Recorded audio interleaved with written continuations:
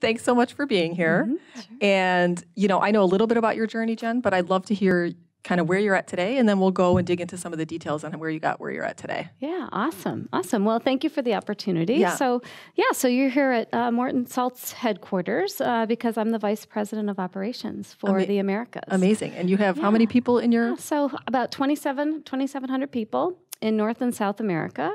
So Canada, U.S., Brazil, Peru, Chile. Okay. And all the operations facilities. So there's about 27. Wow, that's amazing. So I definitely want to dig into what you do today, but I also like to go back and hear, even from college, how your career path started and, where you started off, even at college level. Yeah, sure. So I went to school in a state college in Bowling Green State University in Bowling Green, Ohio. And I had actually initially went in to be a meteorologist. I don't know why. Amazing. I thought I'd love to be on camera. Media. And quickly, year two decided, too much science, not for me. Really? What I really loved was planning. Okay. And so my professor kind of guided me towards the supply chain management program. And with that, you can easily get a dual degree in procurement if you go an extra semester.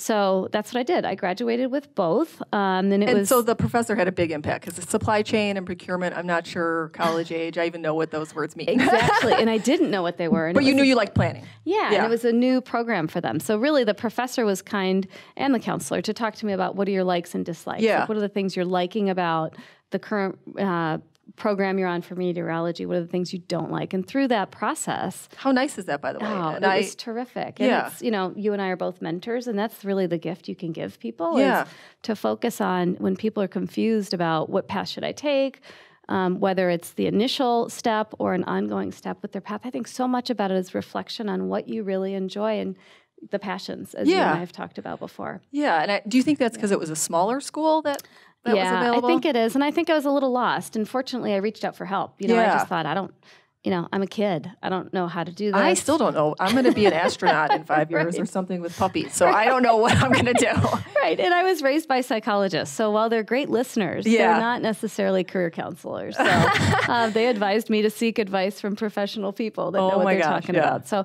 I'm grateful that I did. Right. And so, because supply chain management back then in the day, this was new. And so, so as I got into it, I loved it. I love to organize, to plan. I like math a lot. And I didn't realize it at the time, but in retrospect, I love managing people. Okay. And really supply chain management, which is similar to operations. I mean, ultimately, that's what it affords you, is the opportunity to lead teams. So it's been fun. So I did that. Took a quick intermission from college and did a co-op on the procurement side of things and hated it. It just wasn't for me. And but that's okay. That's a data point. Totally, right? Yeah. Yeah. So I was like, here's what I don't like. There's too much bureaucracy, too much red tape, pushing paper. Yeah. It just didn't work for me. And so it was great. I was able to rule out that career path. And so graduated, took a job with Frito-Lay in operations. And ran the third shift Lay's and Ruffles packaging lines. So third shift, that's afternoons? Or it's evenings. Okay, yeah. So police department, it's midnight. 7. Yeah, third shift. Yeah. They probably just call it something different. So did that. And so midnight to 7, you're 20-something. Yeah. Working midnights. Yep. In a tiny factory? Little Amish town in Worcester, Ohio, in a factory. And led, it was a very, like I said, an Amish neighborhood. So there were, I think, 4 people that were deaf on my team. So I went to school during the day and learned sign language. Just to get the basics so I could communicate, with them. And that's did they appreciate that? They did. They did. And I'm guessing not many people did that before. Yeah, I don't think anybody else had done that before. And if nothing else, I think it was a nice gesture and an attempt, right? Yeah. To open the doors of communication. And no, I do think we had a real fondness for each other in part because of that. Yeah. So that was really where I started to cut my teeth on managing people. And the first lesson that I learned about needing to earn respect rather than feeling like you deserve respect. Yeah, and so some of it is putting yourself out there, sign language being the example here, into part of the world that I wasn't familiar with or had experience in order to kind of meet them where they were. Yeah, and that takes time. Yeah. The earning respect part. It takes a lot of time, a lot of hard work. Yeah.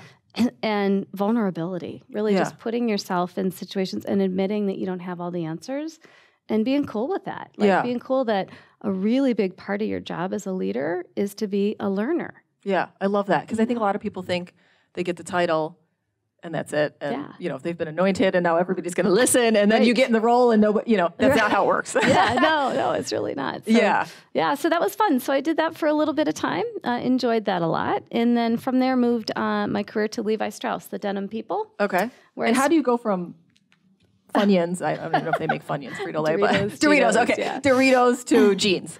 So I actually ended up moving to get married. So my then husband lived in Cincinnati. I was closer to the Cleveland area. So this was at the time Frito was being bought out by PepsiCo. Okay. And so I took a voluntary layoff package with them, another kind of humbling moment. Like for me to give up a job was something I wasn't really raised to do. Plus that was your first kind of career out of college and you're like, oh, I'm going to take a package. 20-something, right? Right. So I did, and I took the opportunity to move to Cincinnati, and I had 6 weeks severance pay. And I remember hitting the street in a suit, like this back in the old days, right? Looking at newspaper ads, Right.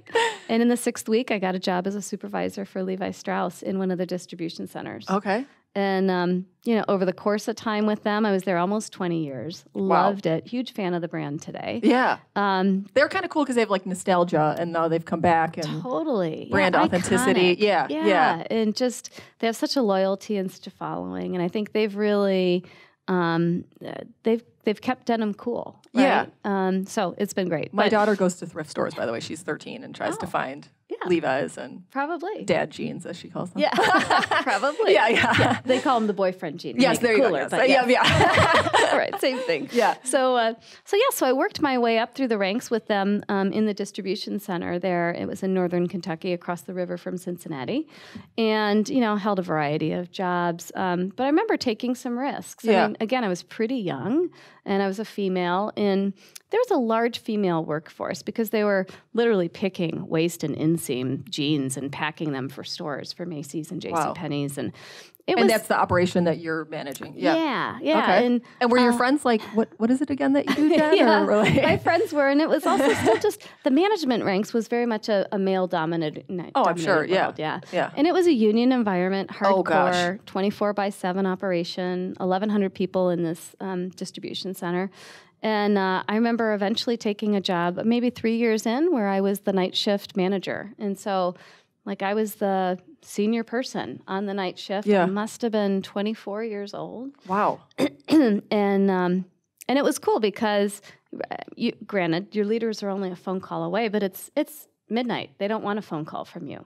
So it really put me in a position where I had to kind of think on my feet, take some risks, make some mistakes, quite frankly, and learn through the school of hard knocks. But did that and eventually worked my way to lead the distribution center, the 1,100 folks operation, and loved that, and eventually took on 2 more. So I had 3 of the 4 DCs for the company, and then moved on to corporate and took on a whole new set of challenges. Yeah, I'm sure. And so aside from being a female, you're also very young. And so how do you think you were able to be positioned as a leader for those really big roles? Yeah, well, honestly, I don't know that I was positioned for it, but I took a chance. I had plenty. You're like, no one wants to work third shift, so. Yeah, exactly. I think there were more people that honestly did not want to see me succeed. It was kind of an old boys club. And there were some ladies in the ranks, too, that also I was a kid to them. I was probably the age of their children. And you look very young, I mean, even now, so I could only imagine. So I looked like a kid. And, but again, back to the earlier conversation, it's really about putting the work in and earning their respect. I remember, and it was a union shop, so you had to be a little careful. You can't go there and work side by side with them without getting a grievance and all this kind of stuff, right? So, but I remember sitting down after I tried to do that and got a grievance filed against me, and sitting down with the union president and said, hey, listen, I need to try to do what you do for a period of time so that I can think like you think and understand what your challenges are. So they gave me a pass for a week where I could work any union job I wanted next to union folks. So, and did they do that typically, or was this an exception? I don't think anybody had ever asked, honestly. Amazing what happens when you open the lines of communications. So I loaded a truck. I loaded it high and tight, as they say. Yeah. I've heard that before, actually. I, loaded a truck on my own. I got my fork truck license. Oh my God. Which I didn't use after that week. But really my mission was to try to, kind of spend a day in the life in their shoes and earn their respect by showing that, not that I wanted to outdo them, but that I was willing to do the work. And so it worked out. So it worked out, and I definitely won the respect, I think, of a lot of people. On both sides, the union and your team. Yeah. Absolutely. I think for some of the management team, my peers that were more naysayers, it took time, quite frankly. Yeah. And there's a couple that I don't think I ever won over. And that's fine. Who cares? Yeah, right. They're not your people. They're not your tribe. We got along. I don't need to be best friends with everybody. You know? So we were able to work together. But I think there comes a point where you say, listen, I'm trying to get 95% of the folks in my court, and then there's one or two that you can't, and you just say, okay, well, how are we going to work together otherwise? I actually think that's a really genius way to think about it, because I think a lot of people spend too much time on the one or two people. Yeah. You just kind of got to mentally move on at some point. Absolutely. Yeah. And you shortchange everybody else, right? Yeah, because you're focusing on the two. Yeah. Yeah. So just be authentic to who you are. If you're being a good person, you're being good to people, you're doing the right thing. Yeah. Then move on. And try, and that is, I'd say, one of the things I learned early on is you get thick skin. I even say today, I can shed my skin every 7 days like a snake if I need to. I have a snake pin on, by the way, everybody. You do, that's right. Because you just, if this is no popularity contest, right? Yeah. And again, I'm going to do the right thing. I'm not looking to be a jerk. Right. But I'm also I'm not building a fan club. That's not really the goal. Yeah, I absolutely love that. And I love this for even young girls, because I think they do worry, especially with social media, so much about who's wearing what and what does that person think about me. And that is something I try to instill in my daughter, like, don't worry about the opinions of others. Yeah. You can't get too hung up on the praise, because then you're going to get too hung up on the criticism as well. I agree. And it's a fine line to be confident but not arrogant. Yeah. And so I do think as a young woman, as someone new in their career, especially when you're leading people, finding the balance where you're striking the right level of empathy, and it's got to be legitimate and sincere, with at the same time confidence and kind of knowing who your audience is, and striking the right balance is a tricky thing. But I think once you figure it out, it really dials up your ability to lead people, because people are willing to follow someone that they trust and respect. Yeah, and I think the story about you going and talking to the union is knowing your audience. They have different goals in mind than probably Levi's did, and so you kind of got to understand both sides of the aisle. Yeah, exactly. Another thing I did that I think was the first time someone had done it, that I think worked for me to build respect, at least at the ground level, was when I was the leader of this facility, I would take one department every morning, and I'd have 1 hour carved out, the very first hour of my day, from 7 to 8 o'clock in the morning. And I would literally talk to every single person in that department. Throughout the course of the week, I got to everybody, because I hit one department every day. And then when the night shift came in, which was 2:30, when I was the plant manager, I'd do the same thing with them. So even your managers and then their team and down to individual contributors. And I would go, all the way. And most of the folks at this plant were kind of tied to a line. They were standing at a packing station, so I was able to catch them. But it became commonplace, right? And what I wanted to do it because I wanted an opportunity to connect with people, and to really kind of understand a bit offline what's motivating them, what's frustrating them, what's the water cooler talk, what are the things that people don't understand that I can bring clarity to. Likely in larger group settings, then, to kind of set the record straight. Sure. Because if one person's thinking it, there's probably five more. Yeah. What's the pulse with the union? It just helped me to understand kind of the fabric of everything that was going on in the plant. And there were some people, back to my earlier point, that didn't want me to talk to them. Like, out of 100 people, there were maybe 4 that literally, like, they could see me coming. Like, why is she here? What is she? Yeah. And they would give me one-word answers. They wouldn't make eye contact. And again, it was just a couple people. But I said to them, so, I could tell you're not happy that I'm here. You don't want to talk. And they said, no, I don't. I said, okay, well, I respect that. Yeah. I'm gonna continue to stop by in case you ever change your mind. I don't want you to think that your opinion doesn't matter to me, because it does. But I respect the fact that you don't have anything that you want to share. Yeah. So again, back to the earlier point, I think, you can always try to win people over, but there comes a point where you just kind of say, not everybody's going to be interested in having a relationship. Yeah, and do you think that was a reflection of previous leadership that they had, that maybe they didn't trust it, or? I don't know if it was that. Yeah, I think so. Just not trusting management or feeling like they were very pro-union and they didn't want to come across as pro-company, or, I'm not really sure exactly. Or there was one case where someone had lost a grievance with me, and so they were a bit bitter, I think, about that. Yeah. So I actually have experience with the union coming from the Chicago Police Department. Oh, I bet. Yeah. And so obviously we're forced to be a part of the union, and to be honest, they never really did much for me in my career other than I had to pay dues. So I totally get it. Yeah. But as far as, motivating people in those roles that are doing maybe rote tasks every single day, I mean, how do you keep people excited and engaged and wanting to come to work every day? Yeah, I think you figure out what makes them tick, and not everybody is motivated by the same things. Yeah. But I think you try to find ways to celebrate successes, and that sounds so cliche, but it's important. And it doesn't need to be a big celebration, but not everybody likes public recognition. Right. But, so I do think stopping by the workstations and talking to people and learning about their kids, asking about their families, simple little things made work more pleasant for some people, because they know that I care. And actually, if I look at my Facebook friends today, I'm never friends with people that I actively work with.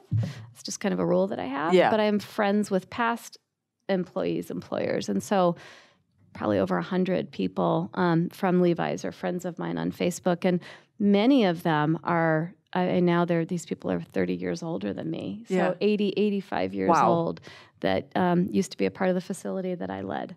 And that's so cool, yeah. Yeah, so we really are friends. It's more than just being employees. And you build a sense of community versus come and, punch a clock every day, which nobody likes that. Right. But I think, generally, I think it's small things. For most people, it's small things. It's caring about them personally. It's remembering a prior conversation. It's closing a loop on something that you committed and said that you'd do. And oftentimes it can be even just kind of random acts of kindness, or just doing the right thing, right? Yeah. So because at the end of the day, we all want to work for somebody that we trust and that we respect and that we think cares about us. Really, I mean, that's half the battle, right? Yeah. Having some fun at work, knowing that you're doing good work and that you're valued. And it's meaningful, Yeah. And so I've known you for a few years, and I definitely think you're no nonsense. You know your stuff. You're a hard worker, but you are also very warm. Oh, thanks. Yeah. And I think female leaders often get the stereotype of bitch on wheels. Yeah. And, you got to be hard and cold. And I'm of the school of thought of you where if that's authentic to you to be warm and kind, which, just be nice. Right. That's kind of a good leadership mantra. Yeah. But I think some women kind of shy away from that because it might indicate or signal weakness in some way. I agree. And I one thing that, I give a lot of credit to my parents, who again are psychologists. I give credit to them all the time. I don't think I knew that, but I love that. Yeah, my mom, my dad, and my stepmom. Oh, wow. All three are. And so I listened a lot. Yeah. I was put in timeout back then, but I was never grounded, so it was interesting. But, one of the things that I really think the cues and the lessons I got from them was to figure out how to deliver any kind of message you need to, kind of in the same tone of voice. So put more of your emphasis, and I think this is especially important for a woman based on how they can be seen, on the words that you're choosing, not the tone that you're taking. Okay, yeah. Because I think, especially with women, the more they change their tone, the higher pitch their voice gets, the more shrieky they get. And I think it comes off as arrogance, to the earlier point, rather than confidence. Yeah. And so obviously, if I'm delivering good news, there's more inflection in my tone. But if I'm delivering a tough message, it's almost always in the same tone of voice that I'm using now. And it's more about the words and the phrasing that I'm really trying to make sure is appropriate to match the message that I'm delivering than raising my voice or fist pounding or anything else. Because I also think you get more credit and people will take you seriously when you can just have a mature, honest conversation with people. And certainly if you feel like your message isn't landing, people aren't getting it, you can change the vocabulary that you're using to make sure that you're clearer. but you don't need to do that by raising your voice and some of those other things. So to your earlier point about women, I think sometimes that's the mistake that women make. And I even see it, given this is a political year, with some of the campaigning that goes on, right? And I find myself being a little off-put by some of the women candidates sometimes in a way that I'm not with the men. And I'm like, boy, what's going on in my mind? Yeah. And it is often, I think, the shrill, kind of like your mom. When you like see it, you know it. At. Yeah, right. And nobody wants to be talked to like that. No. Well, a couple of points there. So one, you indicated that you try something and it may not work and you have to try it again. All the time. Yeah. And being okay with that is kind of super important. Yeah. I think we overanalyze, beat ourselves up. And yeah. No, I'm a lifelong learner, and I try to be reflective, like to the point about the politics. Like, I can recognize, oh my gosh, I've got a bias here. There's something going on here as this candidate is talking. There's what's going on in my mind and what's triggering that. And I find that interesting, right? Because there's something for me to learn about myself there. And then likely something for me to learn and apply to my conversation with others. Yeah. So you're at Levi's 2 decades. Yeah. I know. And you move even around in different functions. So say a little bit more about that and how you were able to do that, especially if you start out in supply chain, that's kind of your niche. How do you go to customer service and then sales? Yeah. So, by nature, I'm a pretty driven person and very kind of results goal oriented. Unfortunately, I think a little bit too much. So that's another Same, podcast, girl. Same. So once I became the DC manager, the distribution manager at Levi's at this facility we were talking about, and then took on 2 others. I had young children at the time, 2 and 4. Okay. I think Samantha and Brandon were. But I was in a position at Levi's where I'd been there maybe 11 years, and where I kind of felt like I'd done all I could do locally in the Cincinnati area. And I knew that either I needed to just change jobs and move into something else, and probably for a job that was like for a company that was home officed in Cincinnati, because I didn't just want to be a distribution manager somewhere else. Yeah. I was only 32 at the time, so I had a lot of runway left in my career. Or I thought, I need to move to corporate with Levi's if I really want to continue working with this company. So my husband and I struggled for a long time with what to do about that. And there's a whole nother conversation there about the trailing spouse and all that jazz. Yeah. Which we can get to later if you want. But ultimately, after a lot of kind of consternation and offers from Levi's back and forth, I did decide that I'd move to their home office, which is in San Francisco, California. So big move. Yeah. So pack up the family, head west. 2 little ones. Yes. And a husband kind of leaving his career behind. And went to San Francisco to be the leader of customer service for them. And customer service is adjacent, I'd say, kind of functionally to distribution, because distribution, you're serving the customer, packing orders for the customer.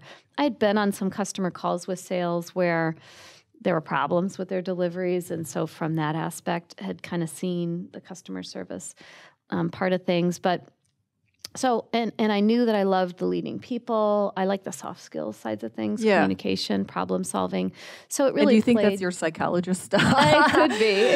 Upbringing, or because a lot of people don't like it. And actually, you triggered a thought. You said about having the tough conversations, and as a leader, you have to do it. I mean, sometimes my stomach will be sick. Oh, absolutely. But I'm like, I got to. People have to know.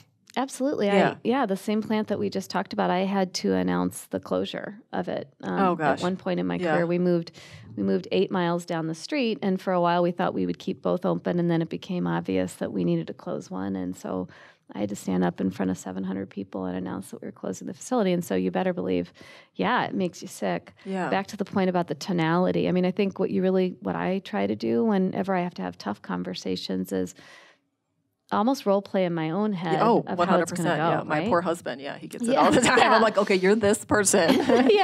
And what are they going to be thinking? And what's the message I want them to receive? And how do I say it in a way that I make sure it lands on them the way I need it to? Yeah. Right? And so sometimes it's really dialing up the empathy to figure out the right language where they receive the message, but in the way that you want them to hear it. But I mean, I don't love having difficult conversations, but I accept that it's a really important part of the job. And I do take pride in the fact that I think I do it pretty well. And some of these conversations are so delicate. Like, you need to treat people with care, right? Yeah. And so even though I don't enjoy doing it, I feel good at the end of the day that like I did the best I could with it. And I think you're leading from the front on that, in that you're okay with realizing maybe the first time you did something, it didn't work out well. Absolutely. And then if an employee knows that and they're getting feedback like, hey, maybe that wasn't your best performance, they kind of know that you're okay with that. Yeah. We're going to have a conversation and then we're going to move on. It's not going to kind of haunt you the rest of your... Yeah. Right. And like if it's a performance conversation, chances are I'm willing to help. I mean, I can't carry the load for you, but like, let's really, okay, so here's the message. Things aren't working out. Let's really quickly shift to what can we do about it? Yeah. Right? And then if you get later on down in life, you get to a point where it's still not going to work out. You know, if you've been true to yourself and true to them, you've had that conversation multiple times. And it's not a surprise. It's the last chapter in a long book. Yeah. Right. I agree. And so I think, again, treating people with care and the way you'd want to be treated, it's being on the journey with them, if that makes sense. Yeah. And then it doesn't make the conversation easy, but in your heart, you're not the bad guy. You really feel like you've done what you needed to do and what you could do. And sometimes when I take on a new team and I come with that sort of approach, people are kind of like, whoa, who is this person? Why does she care so much? Like, what? Yeah. So they're almost a little taken aback. Yeah. Because it takes a lot of time, right? And I think if you're going to be a people leader, you really need to enjoy that. And enjoy mentoring and coaching and developing people. And that needs to be the number one test. If you don't enjoy those things, you have no business being a people leader. I don't care whether it's working for an insurance company, building jeans, mining salt. And that's fine. Whatever. Yeah. If you know that, I would step away from it. Yeah. But I think a lot of people are subject matter expert in one thing, then they get moved up because of that, and then leadership's a whole nother ballgame. I completely agree. Yeah, we value the wrong things. Yeah. Okay, so you're in San Francisco. Yeah, so went in San Francisco, led the customer service team. That was fun. Enjoyed that. I do get bored easily, and like usually like 2.5 years in a job, I'm like, let's do something different. So it just kind of morphed over time into different roles. That eventually I took on part of the sales organization with customer service, all the really small little kind of cheeky boutique-y shops. They call that multi-brand sales. And then that led me to a career in sales with Levi's. So I led the men's and boys team for a large portion of their sales business and did that in San Francisco. Later, made the decision that I needed to come back to the Midwest to be closer to my family and my then husband's family. And went through some troubling times there with my mom, which I'm happy to share in a later question if you want. Sure, yeah, absolutely. That led me back here. And so I had an honest conversation with the president of the Levi's brand and said, here's my situation. I want to go back. And so they created a job for me, a sales leadership job here in Chicago in the Schaumburg area. Yeah. I had what was then Sears, Carson Prairie Scott, Kohl's. The brands of my youth, yes. Yeah, right, exactly, yeah. And well, kudos to them for taking care of you in that way. Yeah. And so then that brought me back to Chicago. Yeah. So that's how we got here. Okay. So went from operations to customer service to sales. Found myself back in a position with Levi's where I had about 20 years left in my career that I thought I was probably going to be working. And I was kind of in the top job in my function in Chicago. And I thought, I can't do this for another 20 years. I'm going to drive myself crazy. Yeah. Like, it's hard to be away from the headquarters. Yeah. And so I, again, did some soul searching with the help of a coach, actually, who didn't intend to bring this to life, but it came out. And I decided, I need to leave. I need to leave probably the fashion industry because those are home officed on the coasts. I really didn't want to live in New York, LA, or San Francisco. And I probably, if I want to stay here, I need to move into kind of a CPG business. And so I took a lateral move here to Morton Salt in customer service. Okay. And then took the same track that I had at Levi's and moved into sales. Okay. And then I ended up in operations, and I took this role as the VP of operations about 2.5 years ago. Wow, has it been that long? And we've known each other for quite a while. Yeah, we have. And so great. You mentioned a coach. So this is interesting because this is something, my own stubbornness, I always thought, well, I don't need a coach. Oh. And then I got one, and it like completely changed my world and the way I looked at things. And I was like, this is what it's like to talk to somebody about something that's kind of bugging me, aside from, family members and things. Yeah. And it did wonders for me. So can you say a little bit more about that and it's, what it did? I've had 2 executive coaches throughout my career. The first one was with Levi's. Her name is Anna. She's one of my Facebook friends today. Hi, Anna. Anna was given to me as a coach when I was going through a leadership program with Levi's, where they put their top, 20 leaders that they felt had potential in the company. This is back when I lived in San Francisco with them, kind of through an express leadership program, including, you've seen these kind of rotational programs to see if you could be a country manager or take on a really large part of the function. And so it was called their lead program, and I was part of the lead program, and with that you get a coach. And so Anna was my coach, and we did a lot of things, but really more than anything, she helped me. I remember one thing she had me do was kind of write down a timeline of my life with key milestones, highs and lows. Sure. And throughout my lifetime, and you see this kind of, you reflect on this journey that you've been through, and what are the pivotal points in your life, highs and lows, that have changed you as a person, and how have they changed you? Yeah, I'm going home and doing that, by the way. It's awesome. It was really awesome. I mean, because for me, it was when my parents got divorced when I was in the 3rd grade. How did that change me? I've now gone through a divorce. How did that change me? The birth of my children, like all these things. And it's just really great. Yeah. But then the other thing she really taught me to do was to think about what I like and what I don't like in roles, what I shy away from and I'm afraid of. Okay. And what I just won't go near as a person. Like, what are the things that I just have zero interest in? So for me, it's finance. Like, oh my gosh, no same. way. And I find myself in these roles that are focused on, and I'm like, how does this happen to me? If I see another spreadsheet, I actually like data, but something about the finance, like that's to funny. be a CFO, absolutely never. No way. No. So I can read a P&L, right. run a budget and all that. But, so anyway, but then she had me start thinking forward, like of the end of your life, whenever you think that might be. Oh my gosh, until today. So you kind of work from the both ends to the middle. Yeah. So at the very end of your life, and again, it sounds cliche because people will say, what do you want to be remembered by, blah, blah, blah. Yeah, you start to think about legacy. Yeah, but a little bit more literally, how do you want to be remembered? Yeah.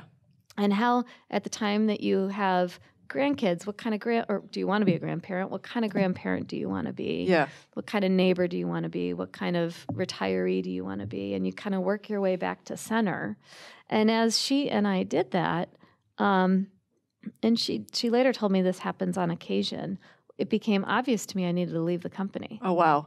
Yeah. So here's a coach that Levi's has paid for me to have and spent all this time with, only for me to realize, I was trying to kind of quiet this energy that I had inside of me to be just a career person, right? And just don't be so results focused. Don't be so pushy with your career.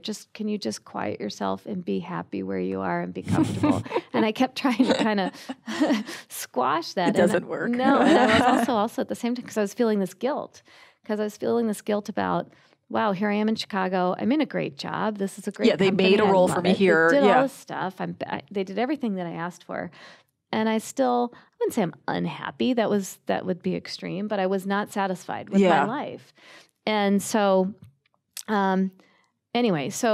ultimately it kind of brought me to the point where it became obvious to me that I needed to leave the company, that I needed to find a company where I could be in their home office and continue to progress my career at a pace that I wanted and that I could handle.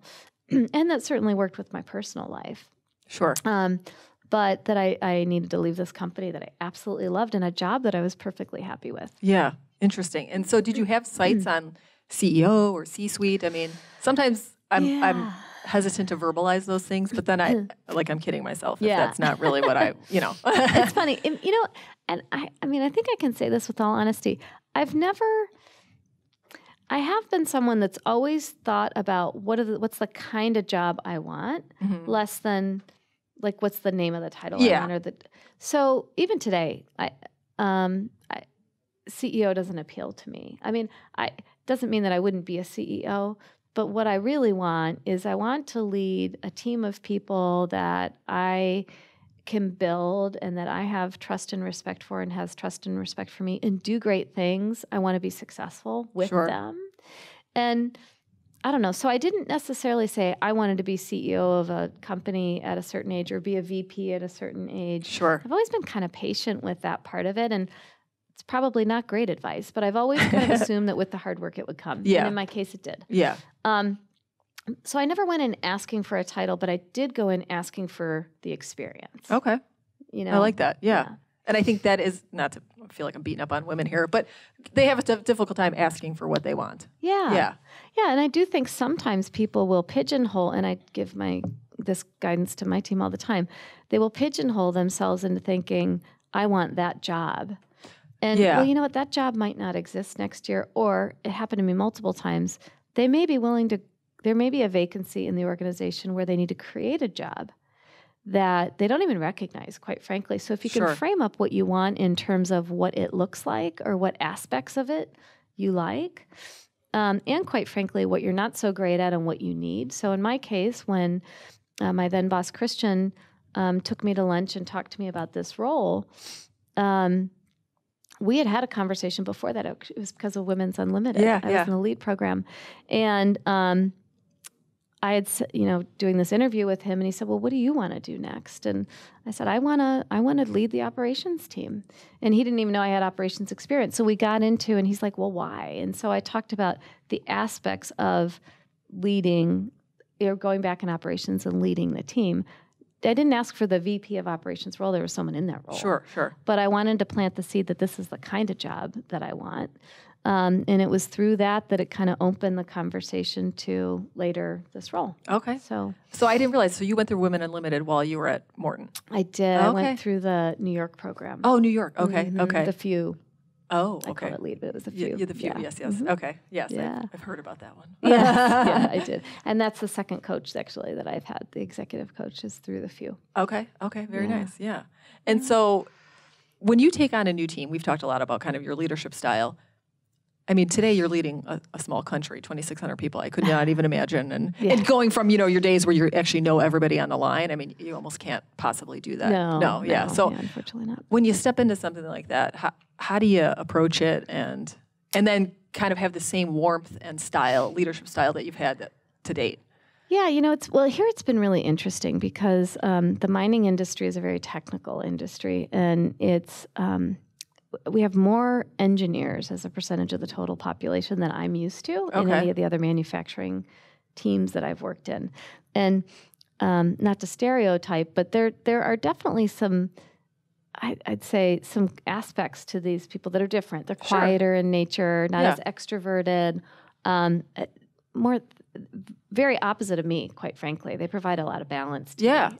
That's good. Yeah. So in one way, so the warmth still exists, but the enthusiasm is a little bit muted because I think I came off a little scary, right? And a little bit too much like a cheerleader. Okay. And so I had to dial that back and kind of change my style a little bit to again meet them a little bit closer to the middle. Okay. But the warmth part, for one thing, I think it's just kind of who I am, who you are, right? Yeah. So I just really have an interest in getting to know people. And I feel like you can't possibly have honest conversations and do good work with people if you don't know them first. Right. Now, clearly I don't know all 2,600 people. Some of them speak languages like Portuguese that I know nothing of. And that's my latest challenge, is trying to figure out how to connect with people that I can't easily communicate with. Sure. But other than that, it is really, I was just at one of our plants the past 2 days in the outskirts of Rochester, New York, and I don't know, there's 150 folks at that plant. I know maybe 25 of them by name. But, it is really common courtesy. It's when you're out on the floor shaking a hand and saying thank you and asking about the person. Asking when I just walked up to someone and said, boy, I noticed you did such and such, and you did such a great job. I want to thank you. Yeah. And I think most of the time, I don't know that people know what job I have they know I'm a guest at the plant. Yeah. But, and maybe they know, I don't know. But it's not like it's something that I lead with, right? Right. So I really just think it's human nature to get to know people. And other than that, it's really making sure that the leadership team beneath you are people that you trust and that you're comfortable with, kind of representing you. Yeah. It doesn't mean I need them to be like me at all. Right. They're not like me. But I think at the core, the heart of who they are, they need to be trustworthy. Are they going to treat people with dignity and respect? Kind of the core tenets of who I am. I need to be certain that they have a likeness and an affinity to that for themselves. And so when I took on this role, the first thing really I started to do was assess the leadership team that I had. And unfortunately, we made a lot of changes in the general manager, plant manager ranks for folks that just didn't, quite frankly, meet my standards. And I think the standards of the company. When you lead a team of people, whether it's 5 or 500, you have in my personal opinion, you have a responsibility to treat them right. Yeah. Right? Yeah. And to be a great leader. And that doesn't just mean being nice. It also means being able to follow them or lead them to be successful. Yeah. And if you don't have a team of people in operations that's capable of doing that, you're letting down everybody beneath them. Yeah. And that is a reflection on me. And then that's going to start to affect product and customers. And morale and everything else. Yeah, yeah.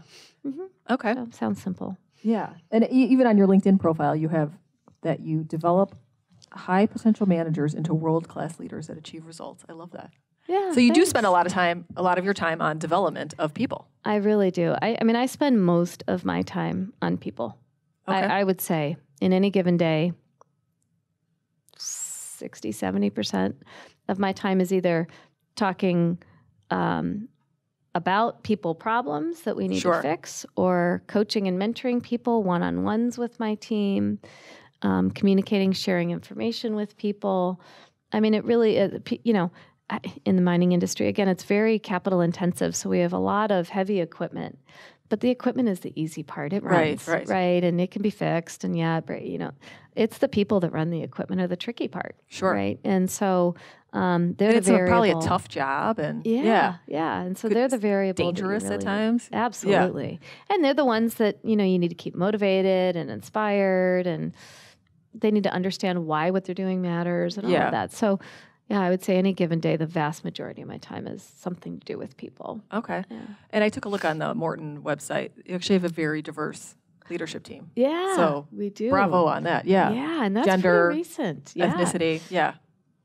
I'd say within the past 4 years, that's really transformed. So we do. It's really cool. Yeah, it's really cool. Yeah. And so can you say a little bit about the culture of the organization? Yeah. And what that brings? Yeah. So, we're a company that's obviously an iconic brand, much like Levi's is. And we've been here in Chicago for over 150 years. That's crazy. The girl herself, the little logo, is over 100 years old. And so, on the one hand, we're an old, really well-established company in a very old business, the mining business, right? Yeah. On the other hand, we're a CPG company that has a really broad, diverse customer base, because we sell not only to grocery stores and Home Depot with water softening salt and culinary salts, but we also sell bulk de-icing, so the salt that's put on your roads to keep you safe in the middle of a winter storm. So we sell to the government and the municipalities. So we have a diverse customer profile, and I think that's one reason that we, even though we're this old, kind of could be seen as this stodgy company, we needed to really contemporize ourselves, and we recognize that. And so over the past 8 years that I've been with the company, I've seen the company take great lengths in everything from the diversity of the people that work for us and the inclusion programs for them, as well as the campaigns that we've got, the marketing that we've got, the products that we've got. So kind of soup to nuts. We've been really working on that. But for the people piece in particular, I'm really proud that the leader of operations, the leader of HR, the leader of the supply chain, our chief marketing officer, really more women probably in the C-suite than there are men. Yeah. Quite frankly, and we have people of color. I mean, really a lot of backgrounds. And it definitely makes the dialogue richer. I mean, I think there's no question. I mean, some people may not experience it, but I experience it firsthand. The more that you can surround yourself with people not like yourself, just the bigger thinker you can be. Totally. And in a group of 2,700 employees that work for the operations team, gosh, there's people of more backgrounds than I could possibly imagine. And so I need to surround myself with my own leadership team and operations with a diverse group so that we can make sure that we do the best job of possible of making sure that we're representing their interests and their understanding. Well, great. So I feel like I could talk about leadership and business all day, but you did touch on a couple personal things, and I want to go back to that. Sure. Since you brought it up. And if you're okay with it. Open book. Sure. Okay, that's good. So you talked a little bit about the trailing spouse. Yeah. So say a little bit more about that. Yeah. So I'm divorced now, but my ex-husband's name is, and so Bob and I owned a family furniture store, still does, in Cincinnati. And so when I worked for Levi's as a distribution manager all that time in Cincinnati, we had this business that he was building with other members of his family. And so as we were getting pressure to move to a variety of places for Levi's, that was always a big challenge, not because he was leaving his career behind, but it was also this family business. Yeah. And so it was a big, big challenge and really hard. And so it was with a lot of soul searching, quite frankly, that ultimately he was just extremely kind to make the decision on behalf of the family that we'd put my career first. Yeah. And we did it in the move to San Francisco, and kind of at the time struck an agreement that he would come back to Cincinnati. We just put requirements on how frequent he would go back, how the business would be managed in his absence, because we didn't want to not be a part of it, what things he would do remotely. And we also, I think, in retrospect, recognize what a great change for the family it was, because our kids were young enough that he was really able to spend a lot of time with them. Yeah. But the trailing spouse was hard. I carried a lot of guilt. He was, I think, exceedingly kind about it. It was harder on him than I suspect I even realized at the time. The guilt that we impose on ourselves too. Yeah, I think so. And the things that we think society is saying to us that are really just like probably tapes that we're playing in our own head. Yes. And so I don't want to speak for, but for me, I felt incredibly selfish, and all I know to do, being a product of psychologist, is talk about it. Yeah. And I do think that we all need to recognize the things that we tell ourselves to be true versus the things that really are true. And back to the original point of, well, how do you feel about not everybody liking you? Yeah. You do need to kind of have some thick skin. And again, I think it's a bit of a balance of, I want to be confident without being arrogant. So I don't want to be completely selfish here. But I think you need to make those decisions as a family. And every family is different and has their own set of circumstances. But yeah, it was a very difficult decision, I'd say. Yeah, for us, for sure. Yeah. Sorry. No, that's okay. But, I feel bad. No. I should have brought mints. No, it's okay. It was a difficult decision for us, but retrospectively, I think it paid off, and it was the right one for us. But yeah, all I really separate. Yeah. I mean, I think all I really know to do, and when you're in the moment about the trailing spouse, is to just encourage people to have open conversations about it and not try to kind of shove your feelings aside, whether the feelings are the guilt or the feelings are resentment that you're not doing something, and work together as a team on that. Nowadays, I do think it's getting a little bit better. I think people can work remotely, and companies are a lot more flexible. So, and I also think society, this was 20 years ago, is more accepting of the female, the male being the trailing spouse. I just hired someone on my team who's a trailing spouse, and he's been following his wife and her career in recent years. And boy, when I heard his story, I'm like, my eyes lit up. I thought, this is like, how great. And he was totally fine with it. To put it out there, like to explain his resume. And I thought, how neat that like as society, we've come full circle into a place where like, that's a good thing. It's a cool thing. Right? I actually wasn't familiar with that term, trailing spouse. Oh, so it's a thing though. Women Unlimited. Yeah. And I think that is the case a lot today, where the women are taking the lead. They're breadwinner, traveling more, away from the home more, and I tell my husband he gets to do laundry. He loves doing it. So I think it's good that I think at least over time, I think people don't need to be feeling so much like they can quiet the voice in their head about what society thinks they should be doing and do what's right for your family to do. Right. And there, I think it's very dependent on the individual situation. Yeah. Well, thanks for sharing that. It's a personal story. And that is a question. I get questions a lot about leadership for women, which we covered a lot, but then also about work-life balance, which I have no answers for. But yeah, you and I have talked about that one. I think the simple answer to that is it's about your priorities. Yeah, and it's about also putting boundaries around. Again, it's so funny. It sounds so simple, but in my mind, it kind of is simple. Like all controversial conversations or controversial decisions, personal life balance being one, really, they just require open dialogue. So if I find myself in a situation where I'm unhappy at work because I'm working too much or there's something at home that's not getting done or some need that I have that's not getting met, I don't know. I've just always found myself to be in a situation where my boss where I would just talk about it. Yeah. And I can't think of a time where I've been shut down and then my boss has said, too bad I don't care. Right. Like, get out. And they're not also a mind reader, so that you have to tell them. Right. Yeah. So, I mean, I think you need to be reasonable. Like, people expect a full day's work for a full day's pay. Right. So I can't say I need to leave at noon every day, but I've completed 2 Ironmans, and when I do an Ironman, it's about 20 hours worth of working out a week. So it's like a part-time job. And before entering into it both times, I had 2 different managers at the time. Iron Woman, by the way. Yeah, thank you. Yeah. I had discussions with my the then manager both time, and I said, this is something I really want to do. The first time I was doing it, I said, I'm not even really sure that I can, and I'm not sure what it's going to take. Right. Not to be a doubter, but like I'm a confident person, but I'm also realistic. Yeah. This is ridiculous. And but I commit to you, I will continue to work as hard as I work today, but I need to work from home every other Friday because I need to jump in a lake and swim with a group of people to get ready to swim 2.5 miles. Yeah. And they take off at 6 and they'll be done at 7. So I'll be at my home desk at 7:30, ready to work. But and we just kind of talked out loud about this is kind of like a fire that's burning inside me. And not to say that I can't quiet and walk away if this is a big deal for the company, I will. But could we find a way to make this work? Like, here's what it would take. And in both cases, they said, holy cow, what an ambitious goal. You're right. You're going to nail it. Go do it.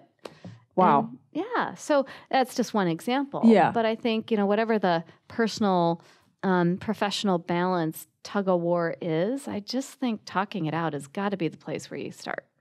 Yeah, I see you being a psychologist in a few years, Jen. Right. You can't help it. Yeah, I know. Well, I think we'll end the conversation there, but I really appreciate all of the time and insights and personal stories. It's fantastic, and I think it's going to impact women, in all different my pleasure. levels of their career today. So appreciate it. My pleasure. Thank you. Thank you.